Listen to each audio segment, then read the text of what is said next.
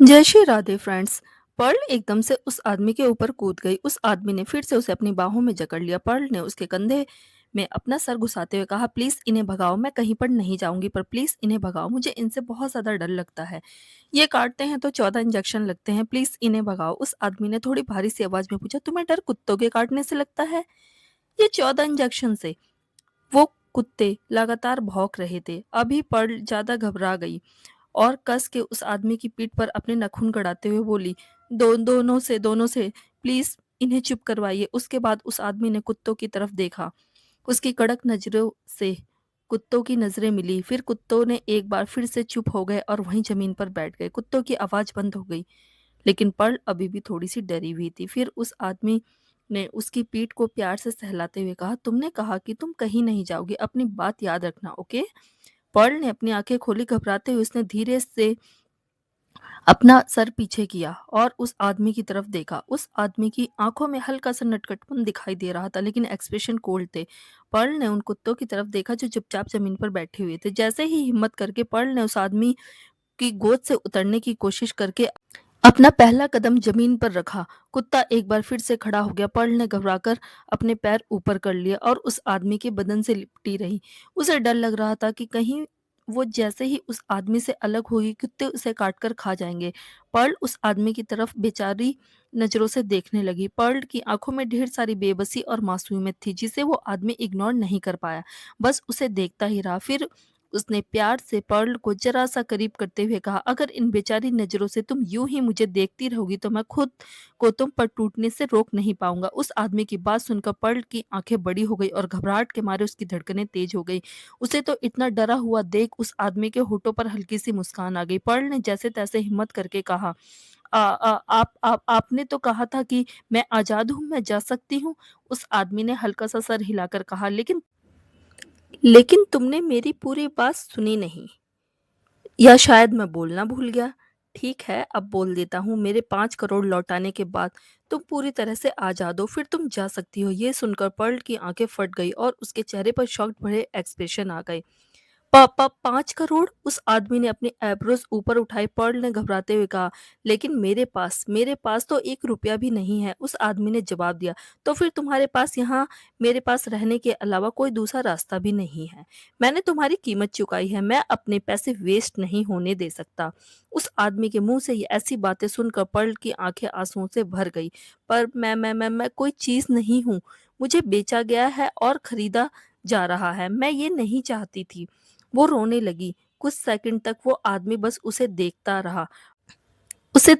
Perl आंखें बंद कर रो रही थी। तभी उसे कुछ महसूस हुआ। उस आदमी की उंगलियों ने उसके गालों पर लुढ़कते हुए आंसू को साफ किया। पर्ल ने अपनी आंखें खोली, उस आदमी की तरफ देखने लगी। उस आदमी ने पर्ल से कहा, तुम्हें पता है कि मुझे इन आंसुओं से कोई फर्क नहीं पड़ेगा। इनफैक्ट तुम मुझे और भी ज्यादा उकसा रही हो, क्योंकि रोते हुए तुम बहुत ज्यादा अट्रैक्टिव लग रही हो। पर्ल चुप हो गई, लेकिन उसका दिल बहुत जोर जोर से धड़क रहा था। उसे इस आदमी से डर भी लग रहा था। वो अब तक उसकी बाहों में ही थी और नीचे उतरने की हिम्मत वह नहीं कर पा रही थी, क्योंकि दोनों कुत्ते वहीं पर बैठे हुए उसे देख रहे थे, मानो कि उन्होंने ठान लिया हो, जैसे ही इस लड़की ने अपने पंजे धरती पर टिकाए वो लोग काट कर ही खा जाएंगे इसे। पर्ल उस आदमी से बोली, आप क्या करने वाले हो मेरे साथ? वो आदमी हल्का सा तिरछा मुस्कुरा दिया। माय गॉड, ये मुस्कुराता हुआ कितना हैंडसम लग रहा है। पर्ल ना चाहते हुए भी उसकी गहरी मिस्टीरियस आंखों में बस देखती रही। उस आदमी ने पर्ल को धीरे से करीब किया और कहा, सब कुछ। पर्ल की आंखें बड़ी हो गई। वो आदमी उठा और उसने पर्ल को बिस्तर पर लिटा दिया। पर्ल ने चद्दर को कस के पकड़ लिया। वो आदमी धीरे से उसके करीब उसके ऊपर आया।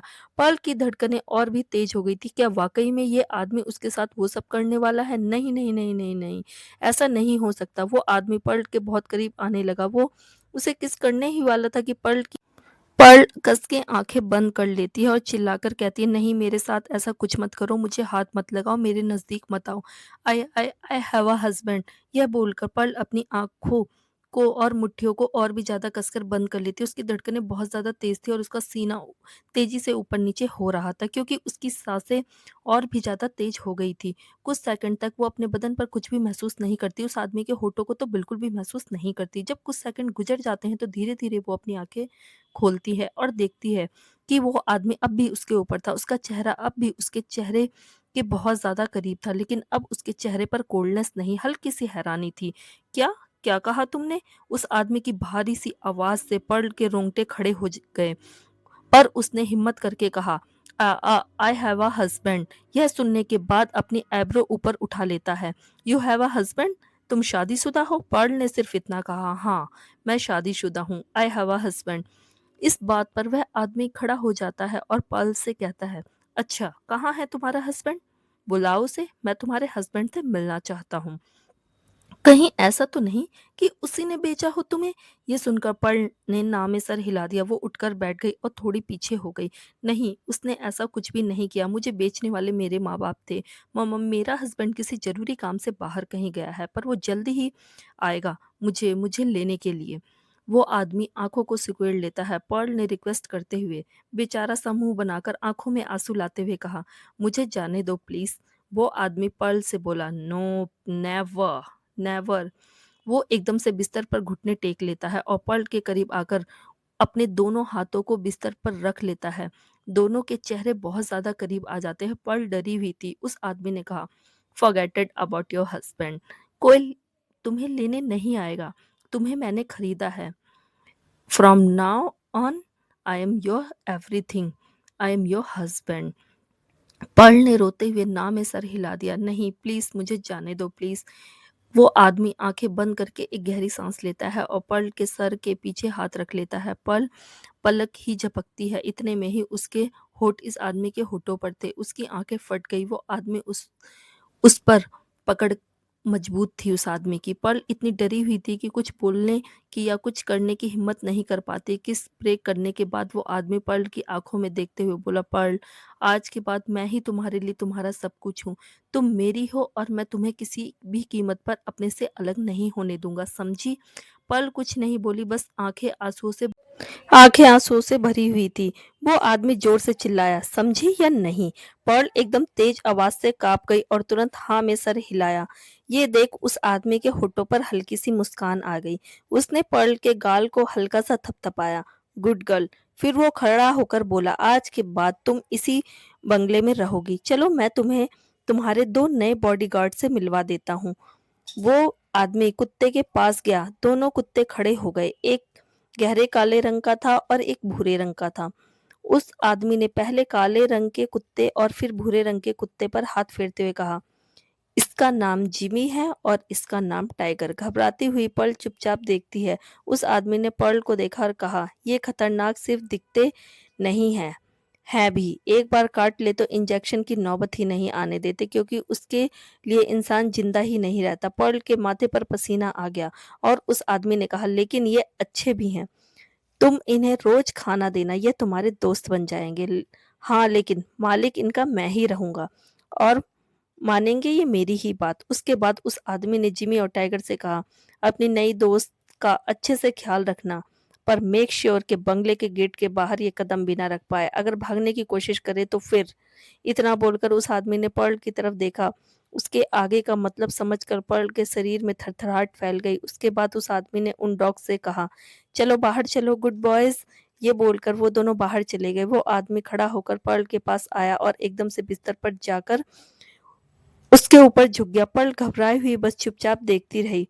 उस आदमी ने प्यार से पर्ल के गाल को सहलाया और कहा, चिंता मत करो, मैं तुम्हें यहाँ पर कोई प्रॉब्लम नहीं होने दूंगा। तुम्हें जो भी चाहिए तुम्हें वो सब मिलेगा। आज से मैं तुम्हारा हस्बैंड हूँ और सिर्फ मैं ही तुम्हारा सब कुछ हूँ। वैसे अपने हस्बैंड का नाम नहीं पूछोगी? पर्ल ने अपना सलाइवा गटक लिया। वो चुपचाप बैठी रही। उस आदमी ने खुद ही अपना नाम बताते हुए कहा, मेरा नाम दर्श है, दर्श कपूर। दर्श खड़ा हुआ और बोला, जल्द मिलेंगे माय क्यूट लिटिल वाइफी। अभी मुझे जरूरी काम से निकलना होगा। दर्श ने अपनी दूसरी शर्ट उठाई और बाहर की तरफ जाने लगा, पर जाते जाते उसके होठों पर एक मिस्टीरियस मुस्कान आ गई। Husband, interesting. एक लंबा चौड़ा हैंडसम सा लड़का सड़क से भागता हुआ बंगले के अंदर एंट्री करता है। उसने जॉगिंग की ड्रेस पहन रखी थी और कानों में हेडफोन लगाए हुए थे। उसका शरीर पसीने से भीगा हुआ था और बाल बिखरे हुए थे। भागता हुआ वो अंदर आया। बंगला अंदर और बाहर से बहुत ज्यादा बड़ा और आलीशान शानदार था। उस आदमी के कदम अचानक ही रुक गए जब उसकी दीवार पर टंगी हुई कबीर डोगरा की फोटो देखी जिस पर चंदन की माला चढ़ी हुई थी। वो आदमी रुक गया और चलकर आगे आया, दोनों हाथों को कमर पर रखा। उसकी गहरी काली आंखें कबीर की फोटो को एकटक देख रही थी। उसके माथे पर पसीने से भीगे बाल जरा से चिपके हुए थे। उसने एक गहरी सांस ली और कहा, राइटर ने बोला था कि पंगा मत लो वरना अगले ही सीजन में फोटो पर हार चढ़ा देगी, लेकिन इन्होंने सुना नहीं और फोटो पर हार लटक गया। वो बस फोटो को देखता ही रहा। तभी एक तेज आवाज उसके कानों में पड़ी, क्या कर रहे हो तुम लोग? अभी तक यहाँ पर काम पूरा हुआ कि नहीं? जल्दी ही खत्म करो। और सिद्धार्थ का प्रोटीन शेक तैयार हुआ या नहीं? जल्दी करो, बहुत जल्दी करो, बहुत कामचोर हो गए हो तुम लोग। अयाना हॉल में आती है। हॉल में खड़े आदमी के होठों पर अयाना को देखकर हल्की सी मुस्कान आ जाती है। उम्र होने के बाद भी अयाना का फिगर और स्किन का ग्लो कमाल था। वो आज भी बहुत खूबसूरत लग रही थी। अयाना ने हॉल में खड़े लड़के को देखा और कहा, सेठ आ गए तुम? तुम्हारा प्रोटीन शेक बस तैयार हो रहा है, तुम तब तक फ्रेश हो जाओ, मैं कमरे में लेकर आती हूँ। उफ, ये नौकर भी ना, इतनी सारी तैयारियां बाकी हैं पर ये हिल भी नहीं रहे हैं, इतने आलसी हो गए हैं ना ये सब के सब। सिद्धार्थ ने एना के कंधों को पकड़ा और कहा, मॉम मॉम मॉम रिलैक्स, इतनी टेंशन मत लो वरना आपके खूबसूरत से फेस पर रिंकल्स आ जाएंगे। एना एक गहरी सांस लेती है। क्या क्या संभालूं मैं अकेली? सिद्धार्थ मुस्कुराकर उसे हल्का सा हक करता है। एना के होठों पर हल्की सी मुस्कुराहट आ जाती है। पर जब वो दीवार पर टंगी कबीर की तस्वीर पर चंदन का हार देखती है, एकदम से उसकी आंखें शौक से फट जाती हैं। What the fuck! दोनों हक ब्रेक करते हैं। ऐना थोड़ा आगे जाकर मूर्ति को देखते हुए बोली, ये कबीर को जीते जी किसने मार डाला? किसने किया है ये? तभी ऐना जोर से चिल्लाकर बोली, जीनो। अगले ही पल एक हैंडसम सा लड़का तेज कदमों से चलता हुआ हॉल में आया और ऐना के पास आकर सावधान की पोजीशन में खड़ा हो गया। जी मैडम। जीनो के चेहरे पर कोई हाव भाव नहीं थे और होंगे भी कैसे, वो इंसान नहीं एक रोबोट है। तो उसके चेहरे पर हमेशा की तरह जीरो एक्सप्रेशन थे। उसे सीधा खड़ा देख अयाना उसके पास आई, आंखों को सुकेड़ा, हाथों को कमर पर रखा और थोड़ी कड़क आवाज में कहा, क्या कबीर की फोटो पर चंदन की माला तुमने चढ़ाई है? जीनो ने दीवार पर लगी कबीर की फोटो पर एक नजर डाली और फिर सीधा खड़ा होकर कहा, जी। अयाना फ्रस्ट्रेट होकर बोली, लेकिन क्यों? जीनो ने कहा, आपने ही तो कहा था हॉल में तस्वीर पर चंदन की माला टांगनी है, मैंने वही किया मैडम। क्या मुझसे कोई गलती हो गई? उसने बिल्कुल स्ट्रेट आवाज में कहा। अयाना याद करती है और फिर एक गहरी सांस लेकर अपने माथे को रगड़ने लगती है।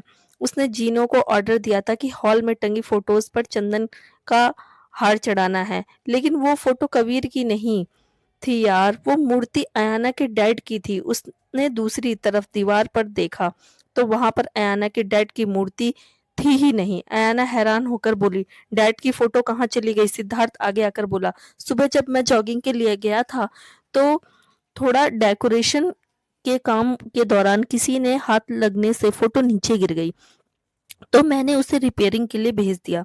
उसका कांच टूट गया था मॉम, सॉरी मैं आपको बताना भूल गया। एना की ने एक गहरी सांस ली और कहा, कोई बात नहीं। उसके बाद उसने जीनो से कहा, अब हार उतारोगे जाके? जीते जी जो मेरे पति को मार डाला तुमने, आज उसका बर्थडे और तुमने उसकी फोटो पर हार चढ़ा दिया। जीनो, तुम्हें इतना तो पता होना चाहिए ना, चंदन का हार मरे हुए इंसानों की फोटो पर चढ़ाया जाता है, जिंदा इंसान की फोटो पर नहीं।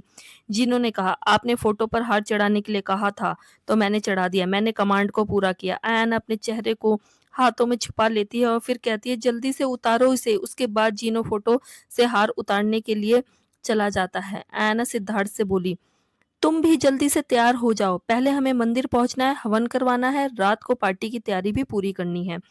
बहुत कम टाइम है और काम बहुत ज्यादा है, मुझे अकेले बिल्कुल भी नहीं हो रहा, पागल हो जाऊंगी मैं। एक तो यहाँ कोई मेरी मदद करवाने के लिए भी नहीं है। पता नहीं सुबह सुबह ये कबीर कहाँ मर गया, सुबह से उसे ढूंढ रही हूँ, दिखाई भी नहीं दे रहा। सिद्धार्थ हल्का सा हंस देता है। एना के चेहरे को अपने हाथों में पकड़ते हुए बोला, मॉम मैंने कहा ना रिलैक्स हो जाइए, सब ठीक हो जाएगा, इतनी टेंशन क्यों ले रही हो आप? अयाना ने कहा, तुम्हें नहीं पता सिद्धार्थ, एक तो उसे सब कुछ परफेक्ट चाहिए, उसमें कितनी मेहनत लगती है मैं ही जानती हूँ।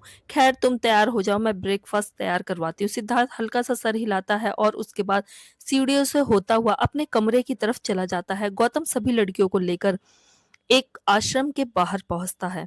सारी लड़कियां गौतम के साथ खड़ी हुई थी। सब लोग आश्रम के अंदर आए। लड़कियां पूरे आश्रम को देख रही थी। काफी बड़ा आश्रम था, काफी जगह में फैला हुआ था। यहाँ पर छोटे छोटे बच्चों के साथ बड़े बुजुर्ग भी थे। काफी साफ सुथरा था। हर जगह सफाई कर्मचारी लगातार काम में लगे हुए थे। लड़कियां हैरान थी, यकीन नहीं कर पा रही थी कि हरियाली से भरपूर यह सुंदर सा महल जैसा दिखने वाला कोई आश्रम है। गौतम वहां रिसेप्शनिस्ट के पास जाकर बोला, मैडम कहाँ पर है? रिसेप्शनिस्ट मुस्कुराकर बोली, गुड मॉर्निंग सर। मैडम जरा पीछे की तरफ गई हैं, गार्डन में नए पौधे लगने वाले हैं ना, उसी को देख रही हैं। गौतम हल्का सा सर हिला देता है और उसके बाद वो अपने सूट का बटन खोलते हुए अपनी पैंट की पॉकेट में हाथ को डालकर आगे बढ़ता है। वैसे तो उम्र गौतम की भी हो गई थी, पर आज भी चेहरे पर कोल्डनेस, कड़क आंखें और जीरो एक्सप्रेशन वाले फेस के साथ उसका स्वभाव, उसकी पर्सनैलिटी गजब ढा रही थी। बॉडी तो बिल्कुल वैसी ही थी, उस पर काफी मेहनत की गई है। पीछे की तरफ जाकर वो देखता है कि एक लड़की वहां पर खड़ी है, बाल हवा में लहरा रहे हैं और वहां खड़े लोगों को इंस्ट्रक्शन दे रही है। ये 4 पौधे इस तरफ लगेंगे और ये फूलों वाले सारे उस क्यारी में जाकर लगा दो। इस तरफ देखो, इन पौधों में ठीक ठाक से पानी नहीं दिया जा रहा और खाद का भी अच्छे से ख्याल रखो। पौधे मुरझाने नहीं चाहिए, ठीक से करो वो सब। वहां से खुदाई करो अच्छे से। तभी अचानक अमृता अपनी कमर पर किसी के हाथों को महसूस करती है। वो हैरान सी हो जाती है।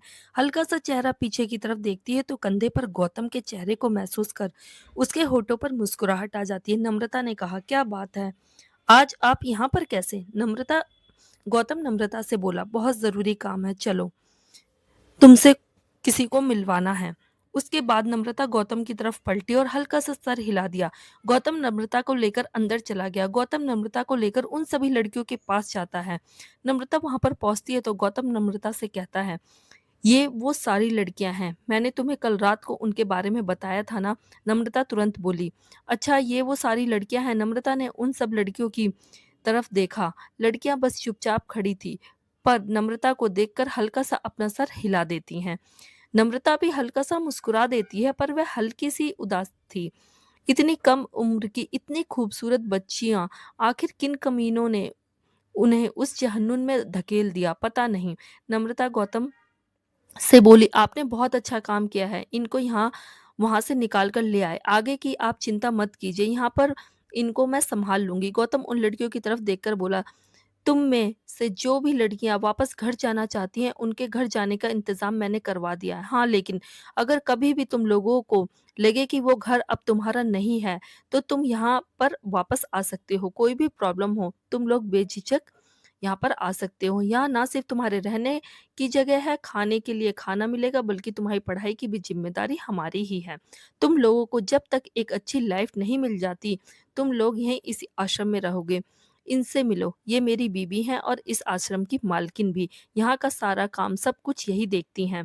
आप लोगों को कोई भी प्रॉब्लम हो तो इनके पास जाकर अपनी प्रॉब्लम बता सकते हो। सारी लड़कियां नम्रता को ग्रीट करती हैं। नम्रता मुस्कुराकर बोली, चिंता मत करो, इसे अपना ही घर समझो। आज के बाद यही तुम्हारा घर है। एक छोटी सी उम्र की लड़की आगे जाकर नम्रता और गौतम से बोली, सर मैम, आप दोनों का बहुत बहुत शुक्रिया। आप नहीं जानते आपने कितना बड़ा एहसान किया है हम पर, हमें वहां से निकाल कर। अगर आप हमें वहां से नहीं निकालते तो पता नहीं हमारे साथ क्या होता। यह बोलकर वो लड़की रोने लगती है। बाकी सब लड़कियों की आंखों में भी आंसू आ जाते हैं। नम्रता आगे जाकर उस लड़की के सर को प्यार से सहलाती है और कहती है, जो हो गया उसे भूल जाओ और अपनी नई जिंदगी की तैयारी करो।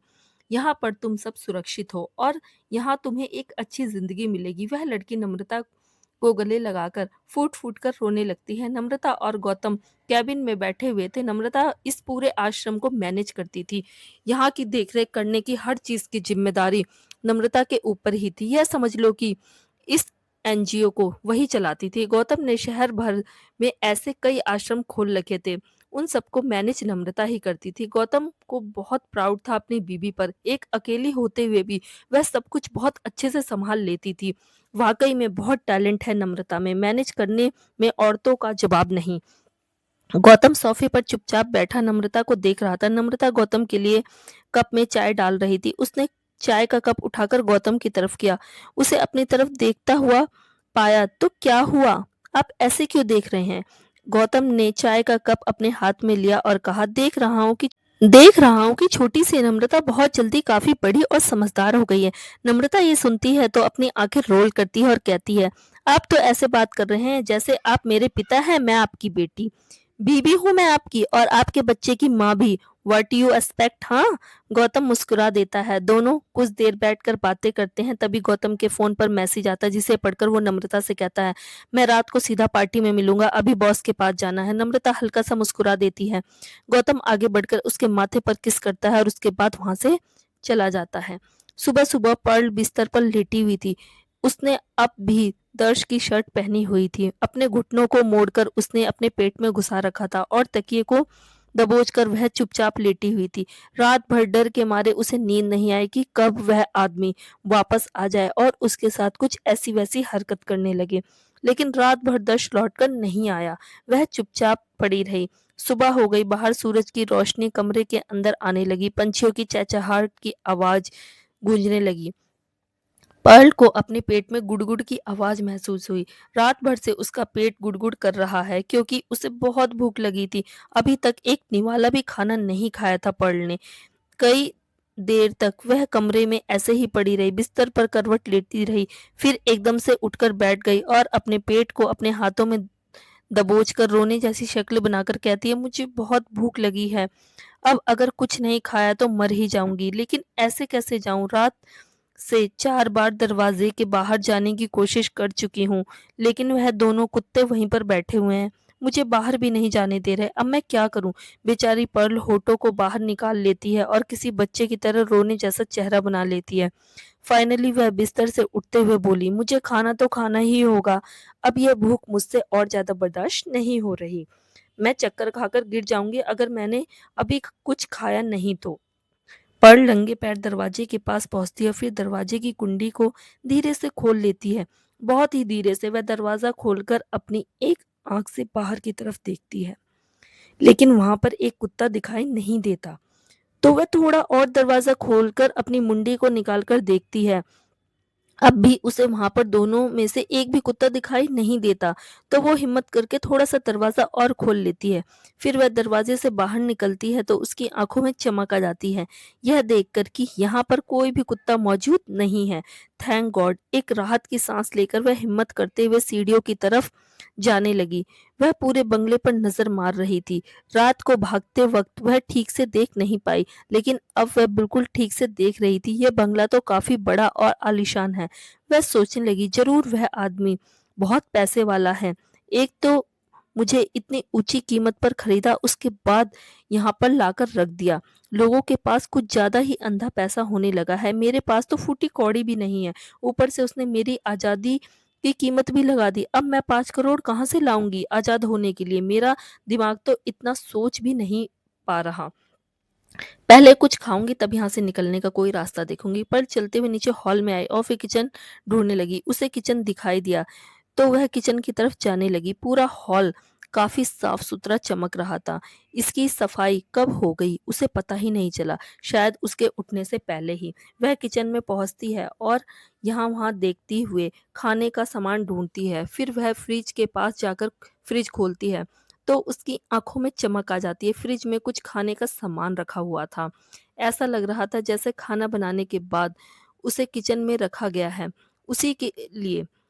उसने तुरंत फ्रिज से खाना निकालकर गर्म किया। उसके बाद अपनी प्लेट में खाना डालने लगी और वहीं पर फटाफट खड़ी होकर खाना खाने लगी।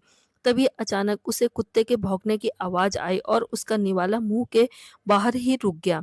आंखें फट गई। तभी एक बार फिर से कुत्ते की भौंकने की आवाज आई तो पर्ल के हाथ से निवाला नीचे गिर गया और धड़कनें तेज हो गई। उसने पलट कर देखा तो वहां पर भूरे कलर का कुत्ता खड़ा हुआ, यानी टाइगर। टाइगर को वहां देखकर डर के मारे पर्ल की सांसें और धड़कनें तेज हो गई थी। उसका गला भी सूख गया था। वह कुत्ता चुपचाप उसे देख रहा था। उसकी जीभ भी मुंह से बाहर लटक रही थी और वह जोर जोर से हाँफ रहा था। इस वक्त वहां पर काला कुत्ता भी आ जाता है और दोनों ही पर्ल को देखने लगते हैं तो पर्ल को बहुत ज्यादा घबराहट होने लगती है। ये अचानक यहाँ पर कहाँ से आ गया? अब मैं क्या करूँ? कहाँ जाऊँ? अगर इन्होंने मुझे काट लिया तो? पर मैं भाग थोड़ी ना रही हूँ, मैं तो बस खाना ही खाने आई थी। वह कुत्ते पर के और भी ज़्यादा करीब आने लगे तो वह बहुत ज़्यादा घबरा गई और टेबल के एकदम से ऊपर जाकर बैठ गई। वह कुत्ते वहाँ पर खड़े उसे देख रहे थे, घूर रहे थे। पर्ल यहाँ-वहाँ देखने लगी। अब क्या करूँ, क्या करूँ, क्या करूँ, क्या करूँ, कहाँ जाऊँ? अगर इन्होंने मुझे काट लिया तो क्या मुसीबत है, अब मैं क्या करूँ? पर्ल को कुछ भी समझ में नहीं आ रहा था। तभी उसने देखा कि जिमी ने उस निवाले को खा लिया, जो पर्ल के हाथों से ज़मीन पर गिर गया था। उसके बाद पर्ल ने कुछ सोचा और फिर उसने अपने खाने की प्लेट की तरफ देखा। धीरे से उसने अपना हाथ आगे बढ़ाया और खाने की प्लेट में से थोड़ा-सा खाना उठाकर जिमी और टाइगर की तरफ डाल दिया। दोनों ने आ दोनों ने आगे आकर खाना खाया। यह देखकर पर्ल की आँखों में चमक आ गई और होठों पर मुस्कुराहट, और फिर उसने और भी खाना लिया और उस प्लेट में रखकर वह आराम से टेबल के नीचे उतरने लगी। जब उसने देखा कि कुत्ते भौंक नहीं रहे तो उसे थोड़ी-सी राहत की सांस आई और उसने धीरे से प्लेट को ज़मीन पर रखकर आगे की तरफ सरका दिया। टाइगर और जिमी दोनों आगे आए और चुपचाप खाना खाने लगे। वह भौंक नहीं रहे थे और चुपचाप खाना खा रहे थे। यह देखकर पर्ल को राहत की सांस आती है और उसे अच्छा भी लग रहा था। फिर उसने फटाफट अपनी प्लेट उठाकर भी खाना खाना शुरू कर दिया। वह बहुत भूखी थी तो उसने बहुत सारा खाना खा लिया। फाइनली उसने एक ज़ोर की डकार लेकर अपने पेट पर हाथ रख लिया। मज़ा आ गया। कितने दिनों बाद इतना अच्छा खाना खाने को मिला है। मैं तो अच्छे खाने का स्वाद ही भूल गई थी। वह अपने कमरे में जाकर लेट गई। खाना खाने के बाद उसका पेट भर गया था और उसे गजब की नींद आ गई। कुछ घंटे सोने के बाद वह फिर से नींद से जागी। उसने ज़ोर से अंगड़ाई ली और फिर एक गहरी साँस लेकर सोचने लगी, यह मैं क्या कर रही हूँ? मुझे यहाँ से भागना चाहिए। इस वक़्त तो वह आदमी भी यहाँ पर नहीं है और मैं हूँ कि खाना खाकर आराम से सो रही हूँ। क्या कर रही हो पर्ल? जल्दी भागने का तरीका ढूँढो यहाँ से। खाना भी खा लिया, नींद भी हो गई, अब थोड़ी एनर्जी लग रही है। अब मुझे यहाँ से भागना चाहिए। रात को वह आदमी आएगा, इससे पहले मुझे भाग जाना चाहिए। पर्ल बिस्तर से खड़ी होकर बाहर की तरफ जाती है। उसे कोई नहीं नज़र नहीं आता तो राहत की सांस लेकर वह यहाँ-वहाँ देखते हुए आगे बढ़ती है। अब उसने थोड़े बड़े कपड़े पहन लिए थे। नीचे से उसने उस आदमी की बड़ी-सी पैंट पहन ली थी जो बिल्कुल उसके पैरों में अटक कर चल रही थी, क्योंकि वह काफ़ी बड़ी थी। पर्ल की हाइट दर्द से काफ़ी कम जो थी। यहाँ-वहाँ देखते हुए वह आगे बढ़ी। आगे जाकर वह दरवाजे के पास पहुँची। अभी तक तो उसे जिमी और टाइगर दिखाई नहीं दिए। शुक्र है कम से कम वो दिख नहीं रहे, शायद यहीं कहीं होंगे। To be continue. दोस्तों प्लीज़ आप कहानी में कमेंट ज़रूर करें। आप ही की डिमांड पे मैं ये स्टोरी लेके आई हूँ। मुझे भी अच्छा फ़ील कराएँ। मैं इसके कंटिन्यू पार्ट्स डालूँगी। आप कमेंट ज़रूर करें, लाइक करें और शेयर करें। हर हर महादेव दोस्तों।